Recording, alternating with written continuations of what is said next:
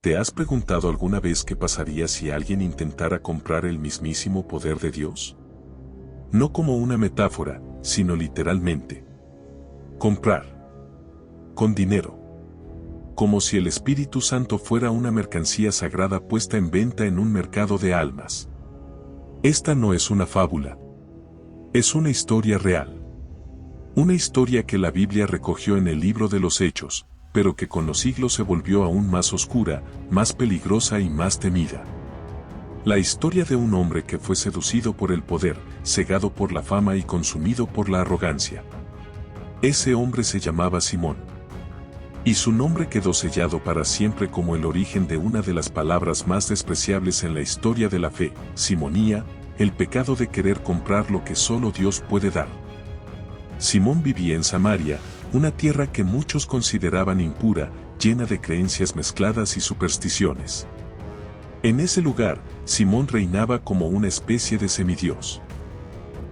La Biblia lo llama Simón el Mago, no porque hiciera trucos de feria, sino porque practicaba artes ocultas, hechicería, manipulación espiritual. Y la gente lo amaba. Lo admiraban como a un enviado celestial. Algunos lo llamaban el gran poder de Dios, como si fuera una encarnación divina. Él no corregía a nadie. Disfrutaba de cada aplauso. Se alimentaba de la adoración del pueblo. Simón era un hombre que no buscaba a Dios, quería ser como él. Y entonces, ocurrió algo que quebró su imperio de ilusión.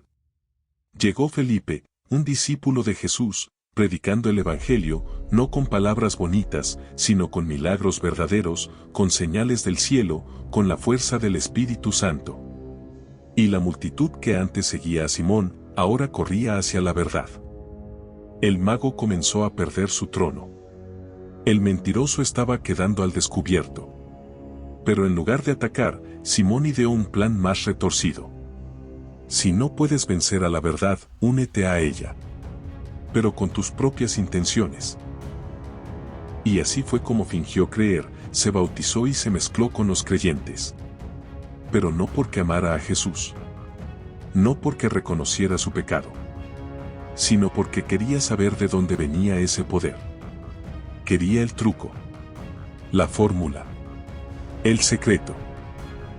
Días después, llegaron Pedro y Juan, dos de los apóstoles originales, y al imponer las manos sobre los nuevos creyentes, el Espíritu Santo descendió sobre ellos. No fue algo simbólico.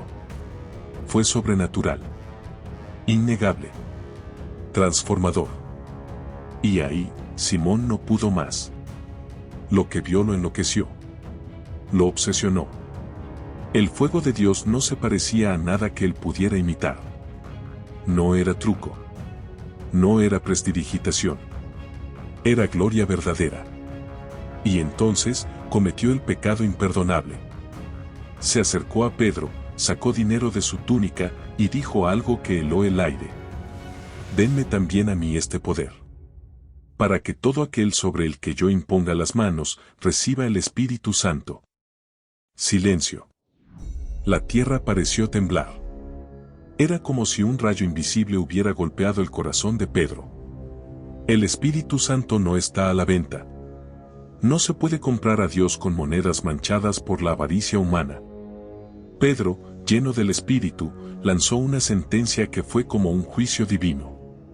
Que tu dinero perezca contigo. Porque has creído que el don de Dios se obtiene con dinero. No tienes parte ni herencia en este asunto, porque tu corazón no es recto delante de Dios. Fue un golpe mortal. Una maldición disfrazada de verdad. Simón quedó expuesto. Desnudo. Humillado. Pero aún así, no se arrodilló. No clamó a Dios por perdón. No lloró como David. Solo dijo, rueguen ustedes por mí. Como si la misericordia fuera un trámite que otros podían hacer por él. Y aquí, comienza la parte que la mayoría de los creyentes desconoce. Lo que vino después fue aún más oscuro. Los antiguos padres de la iglesia escribieron que Simón no solo no se arrepintió, sino que se volvió peor. Regresó a la magia. Pero esta vez, con más odio hacia los apóstoles. Fundó una secta gnóstica, una herejía peligrosa que mezclaba verdades bíblicas con mentiras filosóficas. Simón se autoproclamó como una encarnación de Dios Padre. Y empezó a viajar con una mujer llamada Helena, una prostituta a quien decía haber redimido. Según él, ella era la encarnación del pensamiento divino, el primer ser creado. Sofía. Y con esta mezcla de ideas esotéricas, mentiras, lujuria y poder, Simón formó uno de los primeros movimientos heréticos del cristianismo. Un culto disfrazado de sabiduría que atrajo a miles. Lo siguieron ricos, intelectuales, místicos. Simón se convirtió en un anticristo temprano. Un falso mesías con promesas vacías y un corazón corrompido. Su historia no termina ahí. Algunos relatos dicen que llegó a Roma y trató de impresionar al emperador volando por los aires frente a una multitud. Pero cayó. Humillado. Golpeado por la misma soberbia que lo había inflado. Simón el Mago desapareció de los relatos bíblicos después de su encuentro con Pedro, pero su legado maldito no terminó allí. En realidad, lo más peligroso comenzó después. Porque mientras los apóstoles expandían el cristianismo verdadero, Simón inició una revolución espiritual oscura, disfrazada de sabiduría divina, pero alimentada por el orgullo y la mentira. Simón fue más que un falso converso. Fue el padre de la primera gran herejía organizada del cristianismo primitivo, el gnosticismo. Y lo que enseñó después de su caída fue más que escandaloso, fue directamente satánico.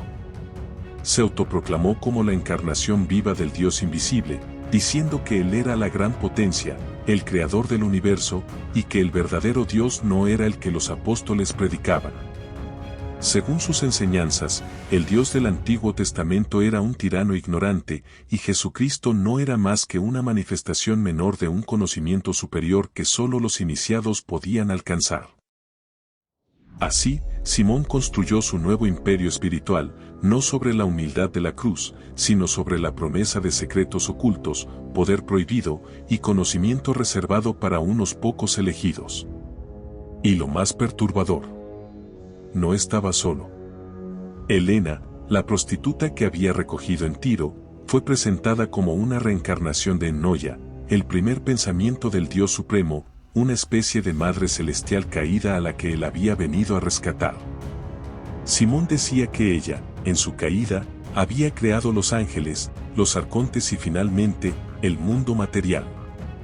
Según él, este mundo era una cárcel creada por seres inferiores, incluyendo al propio YHWH bíblico, y el cuerpo humano era una prisión que debía ser trascendida mediante el conocimiento secreto, gnosis. Es decir, un ataque directo al corazón del cristianismo. Mientras los apóstoles predicaban salvación por la fe en Jesucristo, Hijo de Dios encarnado, Simón decía que la verdadera salvación era el conocimiento esotérico, el despertar de la chispa divina dentro de cada persona. Jesús, para él, no había venido a morir por los pecados, sino a traer la gnosis que liberaría a los iluminados del dominio del Dios falso del Antiguo Testamento. Simón no fundó simplemente una secta. Fundó un virus teológico. Sus enseñanzas se esparcieron como fuego entre los antiguos cristianos. Y con el tiempo, surgieron decenas de grupos gnósticos que tomaron su doctrina como base y la disfrazaron de cristianismo.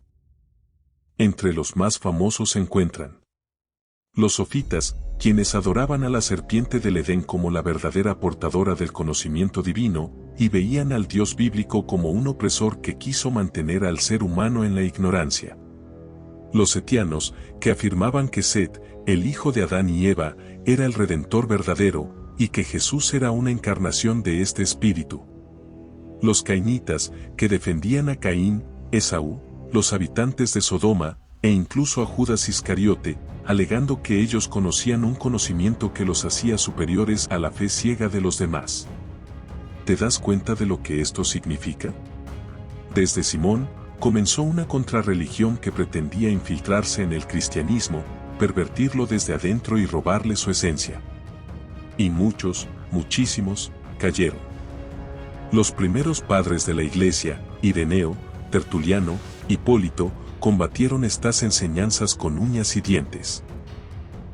Pero a pesar de sus advertencias, el gnosticismo se metió en los textos, en los evangelios apócrifos, en las prácticas secretas de grupos elitistas y aún hoy sobrevive disfrazado en filosofías modernas, movimientos espirituales y hasta en películas. Sí. Has leído bien.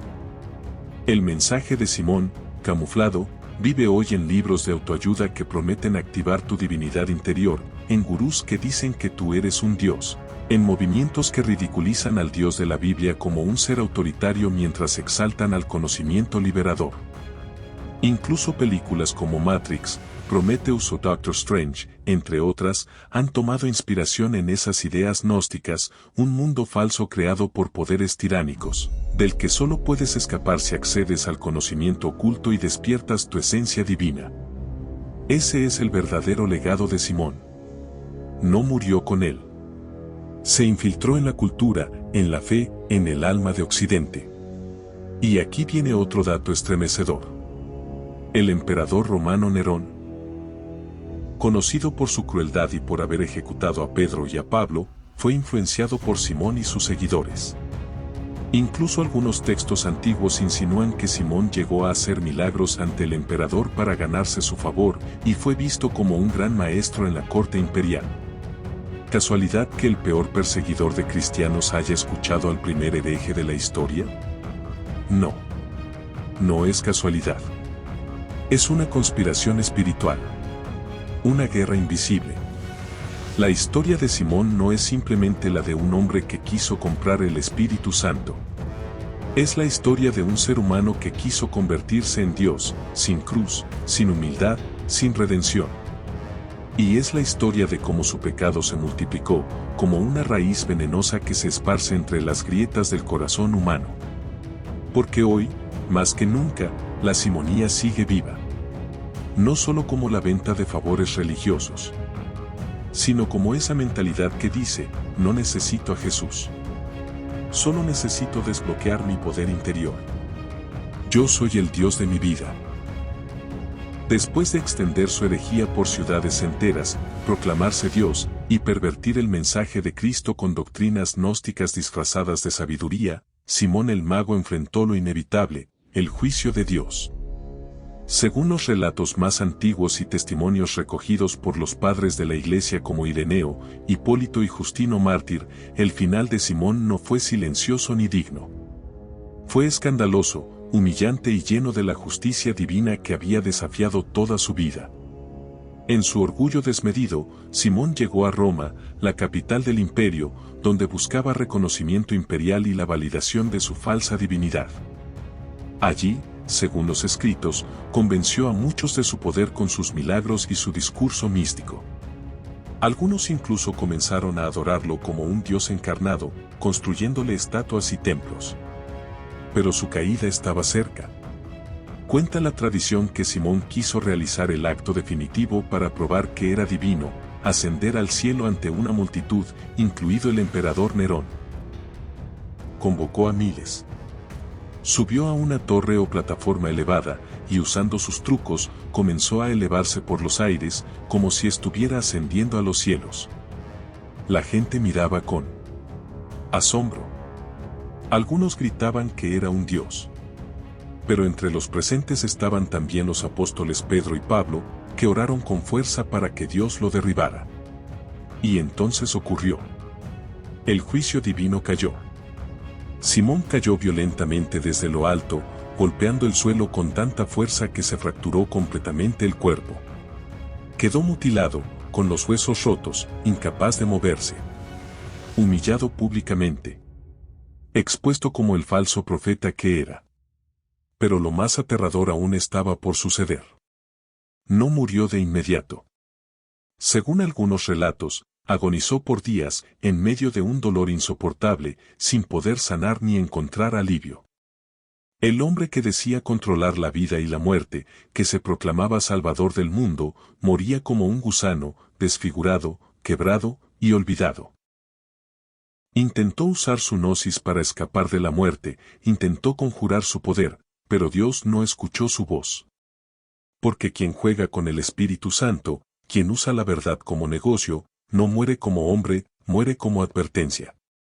Ese fue el juicio final de Dios sobre Simón. Desnudar su mentira frente al mundo, derribarlo en el momento de su máxima soberbia, y hacerlo morir como símbolo de lo que ocurre cuando un hombre se enfrenta al Altísimo creyéndose igual. Su nombre quedó grabado en la historia no como profeta, sino como advertencia.